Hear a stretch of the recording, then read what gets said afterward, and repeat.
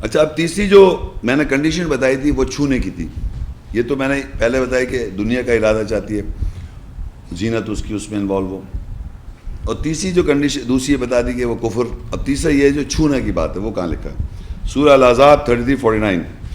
یا ایھا الذین آمنوا اذا نکحتم المؤمنات ثم طلقتموهن من قبل ان تمسوهن فما لكم عليهن من عدة تعتدونها فمتعوهن وسرحوهن سراحا جمیلا.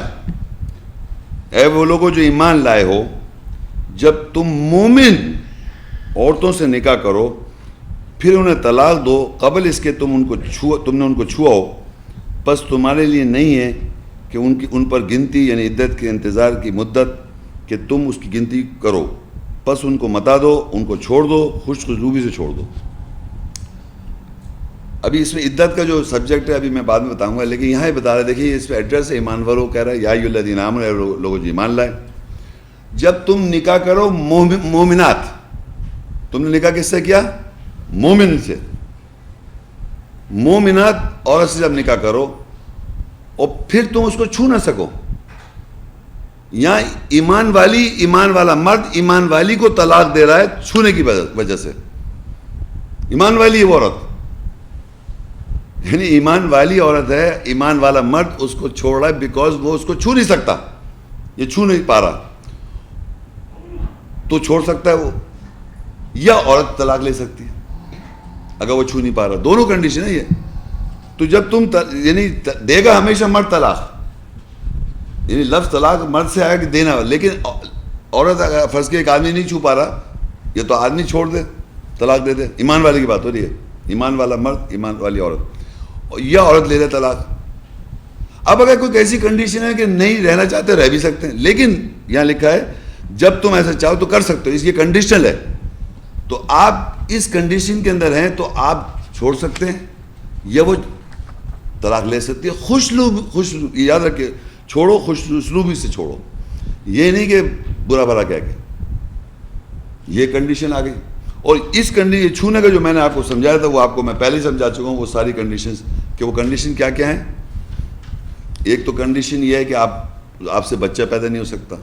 ایک آپ نے وہ نکاح کر دیا تھا لیکن وہ رخصت ہی نہیں کی تھی.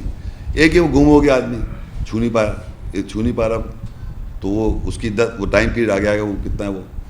تو یہ وہی آ گئی کہ یہ چھونے کا بھی آ گئی. اب یہ تین کنڈیشن جو تھی یہ پری ریکوزٹ تھی ڈیورس کے لیے الاؤ کر. اللہ نے اس کے علاوہ کوئی کنڈیشن نہیں بتا سکتا قرآن مجید میں مجھے کہ یہ کنڈیشن کے علاوہ میں ڈیورس دینا چاہوں.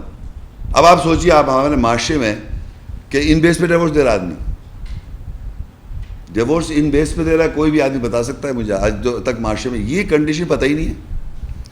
تو اس لیے یہ لیکچر دیا جا رہا ہے کہ آپ کو پتہ ہونا چاہیے کہ کن کنڈیشن میں آپ ڈیورس دے سکتے ہیں. کیونکہ قرآن، آپ مسلم ہیں، ایمان والے ہیں، قرآن پڑھ رہے ہیں، آیتوں پہ عمل کر رہے ہیں، تو آپ کو پتہ ہونا چاہیے کن کنڈیشن میں ڈیورس الاؤڈ ہے، ادروائز الاؤڈ نہیں ہے. آپ کی بنائی ہوئی اصولوں کے مطابق تو آپ معاشرے کے حساب سے کر لیں divorce. Go to the court, any religion, anywhere, government of Pakistan اور واٹس ایور، کہیں بھی چلے جائیں، دیٹس ناٹ، مطلب وہ کوئی پرابلم نہیں ہے. لیکن اللہ کی اگر آپ بات کر رہے ہیں، قرآن کی بات کر رہے ہیں، تو نکاح پتہ ہونا چاہیے، ازواجی تعلقات پتہ ہونا چاہیے، اور پھر یہ کنڈیشن پتہ ہونا چاہیے جس پہ آپ طلاق دے رہے ہیں.